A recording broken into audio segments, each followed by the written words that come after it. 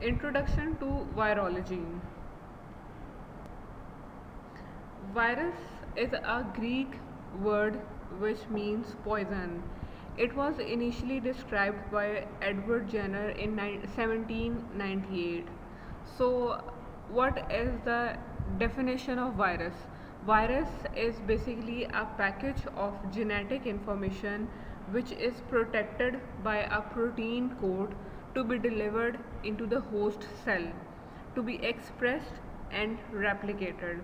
ठीक है, virus basically एक ऐसा, अब आगे हम इसका स्ट्रक्चर पढ़ेंगे तो आपको इसकी डेफिनेशन ज़्यादा क्लियर हो जाएगी कि बेसिकली वायरस की डेफिनेशन के ये जो एक वर्ड है ये सारे उसके स्ट्रक्चर को डिफ़ाइन कर रहा है कि उसका स्ट्रक्चर क्या है, कि उसके स्ट्रक्चर में एक जेनेटिक इंफॉर्मेशन है, मींस कोई न्यूक्लिक एसिड है which is surrounded by a protein code which is to be delivered into host cells. So, viral diseases have played a major role in human history. अब चूँकि आजकल के जो circumstances हैं उनमें तो आपको आइडिया हो ही गया है कि बेसिकली जितने भी लाइफ चैलेंजेस ह्यूमन बींग्स को आए हैं पिछले काफ़ी सेंचुरीज़ में, वो सारे के सारे वायरस के ही दिए हुए हैं. ठीक है, 100 और 1000 ईयर्स से वायरसेस ही हैं जो सबसे ज़्यादा डिस्ट्रक्शन कॉज कर रहे हैं. Small pox, measles, over past 100 years Spanish flu था, HIV था, और उससे भी और अगर हम अपने पास्ट फ्यू 20 ईयर्स में देखें तो SARS means acute respiratory syndrome, avian flu, H1N1 flu, ये जो इन्फ्लुएंजा के फ्लूज़ हैं. तो बेसिकली पास्ट जितनी भी हमारी हिस्ट्री है उसमें वायरस इंड्यूस्ड डिस्ट्रक्शन या हेल्थ इश्यूज काफ़ी ज़्यादा हैं. Introduction to virology. So, talking about its size and shape, viruses are the smallest infectious organisms ranging from 20 to 300 nanometer in diameter, and this roughly corresponds to the range of size from largest protein to the smallest cell. ठीक है, इतने छोटे हैं कि सिर्फ proteins और smallest cell जितना इनका साइज है. So they are the smallest infectious organisms known. They contain only one kind of nucleic acid. या तो उसमें DNA हो सकता है या उसमें RNA हो सकता है अपने जिनोम में. इसकी बेस पर हम इन्हें क्लासीफाई भी करते हैं कि कौन से DNA वायरसेस हैं और कौन से RNA वायरसेस हैं. अब जो न्यूक्लिक एसिड है that is enclosed by a protein shell. आगे इसकी डायग्रामेटिक एक्सप्लेनेशन भी होगी, इसलिए आपको तब ज़रा ज़्यादा इजी हो जाएगा. Nucleic acid is basically enclosed in a protein shell which may be surrounded by a lipid containing membrane which we call envelope. आगे उसका मैं आपको मैकेनिज्म भी बताऊंगी कि बेसिकली एनवेलप बनता कैसे है. So the entire infectious unit which is comprising of nucleic acid, surrounding protein shell and outer lipid core which we call envelope, this entire infectious unit is called virion. इसके बहुत सारे MCQs आते हैं कि basically वायरॉन क्या है, capsid क्या है, ये आगे सारी इसकी डेफिनेशंस आएंगी. इनके MCQs काफ़ी important.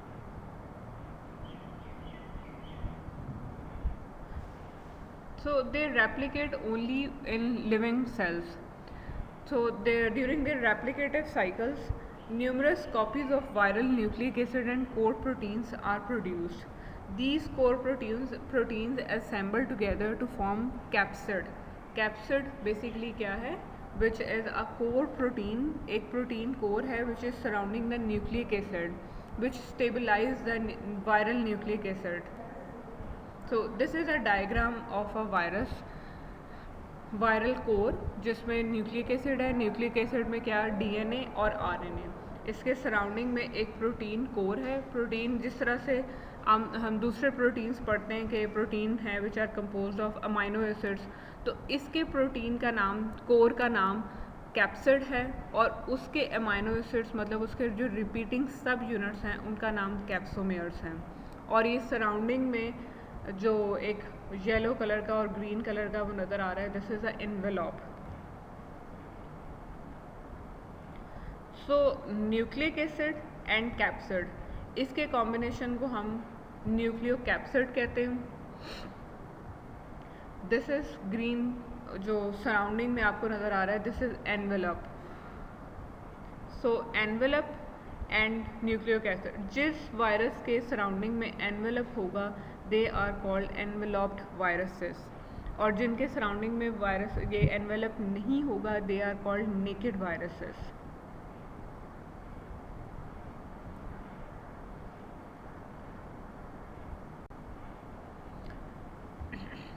All viruses contain nucleocapsid, which is composed of nucleic acid, DNA and RNA, and a protein coat which is we call capsid. So viruses having envelopes are called enveloped viruses, and virons which are lacking envelopes they are naked viruses. ठीक है, तो अब ये आगे हम इसकी classification का एक बहुत बड़ा पॉइंट है कि कौन से वायरसेस एनवेलप्ड वायरसेस हैं और कौन से नेकेड वायरसेस हैं.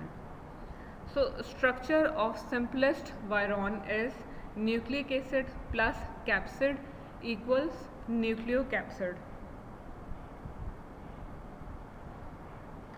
तो again this is a structure capsid which nucleic acid naked viruses हैं जिसमें सिर्फ न्यूक्लिक एसिड और सराउंडिंग कैप्सिड हैं.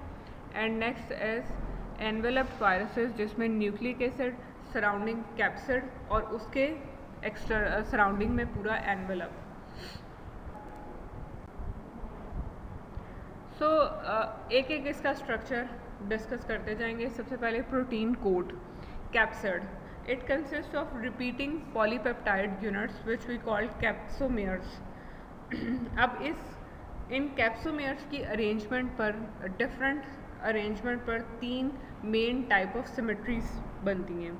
ठीक है, फर्स्ट इज कॉम्प्लेक्स सिमेट्री जिसमें almost which we called icosahedral, जिसमें 20 ट्रायंगल्स की फॉर्म में कैप्सोमेयर्स अरेंज हैं.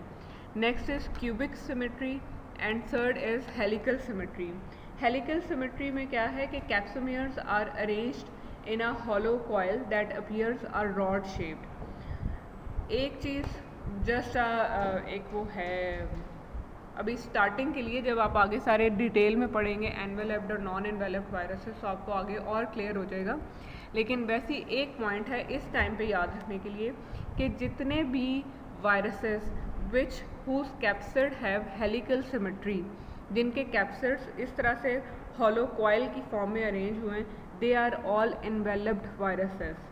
ठीक है, there is no naked helical viruses. ये वैसे एक ट्रिक है इस टाइम पे ये चीज़ याद रखने का, लेकिन जब आप आगे डिटेल में हेलिकल वायरसेस पढ़ेंगे तो आपको ज़्यादा ये चीज़ क्लियर हो जाएगी. लेकिन जस्ट आपको इस टाइम पे बता रही हूँ कि helical viruses they are all enveloped viruses. So what is the function of capsid. Capsid क्या करता है कि न्यूक्लिक एसिड जो जीनोम है बेसिकली उसको प्रोटेक्ट करता है.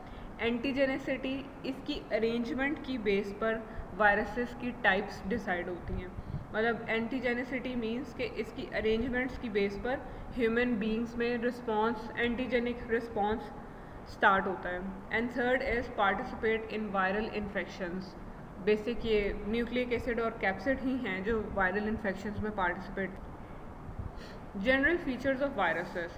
Viruses are basic infectious organisms with having both living and non-living characteristics. Its living characteristics include they reproduce at a very fast rate but only in living host cells. They can mutate. Mutation इनका बहुत बड़ा और एक dangerous feature है कि आप अगर किसी एक वायरस के अगेंस्ट वैक्सीनेशन बनाते हैं और अगर वो म्यूटेट कर जाए मीन्स वो अपने अंदर अपने प्रोटीन्स में वो टॉलरेंस डेवलप कर ले या म्यूटेट कर जाए उसकी प्रोटीन्स, तो उसका पूरा एंटीजेनिक रिस्पॉन्स ही चेंज हो जाता है. And its non living characteristics of viruses, they are acellular, that is they contain no cytoplasm, no cellular organelles, and even they do not contain any ribosomes. They carry out no metabolisms on their own and must replicate using the host cell's metabolic machinery. So genomic organization के viral, सबसे पहले हमने capsid को discuss कर लिया जो उसका protein code था. अब वायरल जीनोम है. Viral genome means viral nucleic acids. तो they can be RNA viruses और DNA वायरसेस। RNA वायरसेस में सिंगल स्ट्रैंडेड भी हो सकते हैं जिसमें सिर्फ पॉजिटिव पोलैरिटी हो, नेगेटिव पोलैरिटी, और RNA double stranded one piece, single एक वन पीस में हो सकता है या फिर सेगमेंटेड पीसीज में भी हो सकता है। और DNA viruses like single stranded DNA viruses, double stranded DNA virus. So these are different shapes of viruses having size and morphology उसकी शो की हुई है कि कुछ कॉम्प्लेक्स सिमेट्री के हैं, कुछ क्यूबिक हैं, कुछ हेलिकल हैं। So classifications of viruses are based on number 1 it's nucleic acid type के DNA वायरसेस हैं या RNA वायरसेस हैं। नंबर 2 उसके सिंगल स्ट्रैंडेड हैं या डबल स्ट्रैंडेड हैं। नेक्स्ट है साइज़ एंड मॉर्फोलॉजी, साइज़ की बेस पे, फिर मॉर्फोलॉजी की बेस पे कि कुछ हेलिकल हैं, कुछ इकोसाहेड्रल हैं, कुछ कॉम्प्लेक्स हैं, हर उसकी बेस पे साइज़ की बेस पे, उसकी मॉर्फोलॉजी की बेस पे क्लासिफिकेशन है। प्रेजेंस और absence of enzymes, RNA DNA polymerase which concerns with genomic replication, presence और absence of membrane mean enveloped हैं या non enveloped हैं, naked हैं। Next is susceptibility to physical and chemical agents। एक general belief है कि जो वायरसेस enveloped होते हैं they are more susceptible to dryness, physical agents, chemical agents, और जो वायरसेस नॉन एनवेलप्ड होते हैं जिनमें सिर्फ न्यूक्लिक एसिड और कैप्सिड है वो ज़्यादा रेजिस्टेंट होते हैं बिकॉज दे ड्राइव, उनमें ज़्यादा एनर्जी है। So it's a general belief कि जो वायरसेस एनवेलप्ड हैं दे आर मोर इनस्टेबल, और जो वायरसेस नॉन एनवेलप्ड हैं which are compose of only nucleic acid and capsid proteins they are more resistant. Next is immunologic responses properties कि कौन से viruses human beings में किस तरह का इम्यून रिस्पॉन्स इनिशिएट करवा रहे हैं। नेचुरल मेथड ऑफ ट्रांसमिशन कि कुछ फीको ओरल रूट से ट्रांसमिट हो रहे हैं, कुछ रेस्पिरेटरी ड्रॉपलेट से, कुछ टच से। सो मेथड ऑफ ट्रांसमिशन की बेस पर आप इन्हें क्लासीफाई कर सकते हैं। पैथोलॉजी की बेस पे कि वो किस किस्म की डिजीज़ कॉज कर रहे हैं उस बेस पे आप इन्हें क्लासीफाई कर सकते हैं। एंड सिम्टोमेटोलॉजी की बेस पे कि हर वायरस एक डिफरेंट सिम्टम्स क्रिएट कर रहा है पेशेंट्स में, तो उन सिम्टम्स की बेस पे आप इन्हें क्लासीफाई कर सकते हैं। तो classification of viruses upon symptomatology, they cause generalized disease, मतलब पूरी ब्लड स्ट्रीम को इन्वॉल्व कर रहे हैं, सिर्फ एक ऑर्गन को इन्फेक्ट कर रहे हैं। तो disease in which virus is spread throughout the body via blood stream, in this multiple organs, काफ़ी सारे ऑर्गन्स इन्फेक्ट होते हैं। These are measles, rubella, chicken pox, yellow fever, dengue fever, entero virus, and diseases which are primarily affecting the specific organs. Diseases of nervous system, poliomyelitis, rabies, herpes, simplex, measles and mumps. Diseases of respiratory tract, influenza, parainfluenza, respiratory syncytial virus, H1N1. So they basically cause respiratory tract related diseases like pneumonia, bronchiolitis, pharyngitis and common cold. Diseases which are localized to a skin and mucous membranes. They are caused by herpes simplex type 1 and type 2, herpes zoster, warts, and diseases of eye, adenovirus conjunctivitis, herpes keratoconjunctivitis, and epidemic hemorrhagic conjunctivitis. Diseases of liver, hepatitis A virus, B and C, yellow fever, enterovirus, rubella virus in newborn, and diseases of salivary glands which includes mumps and cytomegalovirus which we call CM. Diseases of GIT are caused by rotavirus, adenovirus. Sexually transmitted diseases are herpes simplex virus, papilloma virus, HPV, hepatitis B, and viruses associated with AIDS. इस time पे ये आपको सारी याद करना बहुत tough लगेंगी, लेकिन आहिस्ता आहिस्ता इन सारी कैटेगरीज़ को आप एक एक चैप्टर में डिस्कस करेंगे तो आसान हो जाएगा आपके लिए। एक चीज़ दूसरा है कि जो जनरल वायरोलॉजी है ये आप सिंपल इसे आप सिंपल जो आपकी बुक में लेविंसन में हर चैप्टर के एंड पर पल्स दिए हुए हैं, पल्स के नाम से पॉइंट्स लिखे हुए हैं। जनरल वायरोलॉजी बड़ी इजीली उन पल्स से पढ़ी जा सकती है, क्योंकि इसमें से सबसे ज़्यादा सिर्फ MCQs आते हैं, प्रॉपर SCQ क्वेश्चंस इसमें कम ही हैं जो UQs। So there is a difference between viruses and bacteria. Viruses are obligate intracellular parasites. Bacteria is usually free living but can be parasites. Viruses में कोई राइबोसोम्स नहीं है, इसलिए ये अपनी एनर्जी खुद नहीं बना सकते। They need host cell to derive their energy. Bacteria में राइबोसोम्स हैं, वो अपनी एनर्जी खुद जनरेट कर सकते हैं। DNA या RNA हो सकता है, इसमें दोनों नहीं हो सकते। बैक्टीरिया में DNA and RNA both can be present. They can both be seen bye electron microscope, और इसमें 10 to hundreds ऑफ जीन्स हैं, उसमें hundreds to thousands of genes हैं। Thank you. Diagnosis of viral infections. Viral infections can be diagnosed by clinical features. आप clinical symptoms की base पे उन्हें diagnose कर सकते हैं. Second is laboratory diagnosis, which involves direct examination by electron microscopy, histology and cytology. Examination looking for viral antigens in tissue और in serum, दोनों में viral antigens आप देख सकते हैं. And antibody testing, जो आजकल बहुत famous है कि एंटीबॉडी टेस्ट करवा लें अगेंस्ट कोरोना वायरस, जिसमें आप IgM, IgG इनके टाइटर्स देख के अंदाज़ा लगाते हैं कि वायरल इन्फेक्शंस के अगेंस्ट इम्यूनिटी डेवलप हो गई है या नहीं। So antibody testing is a indirect method to diagnose viral infections. Virus isolation by tissue culture, DNA और RNA amplification in serum and fluids by PCR polymerase chain reactions.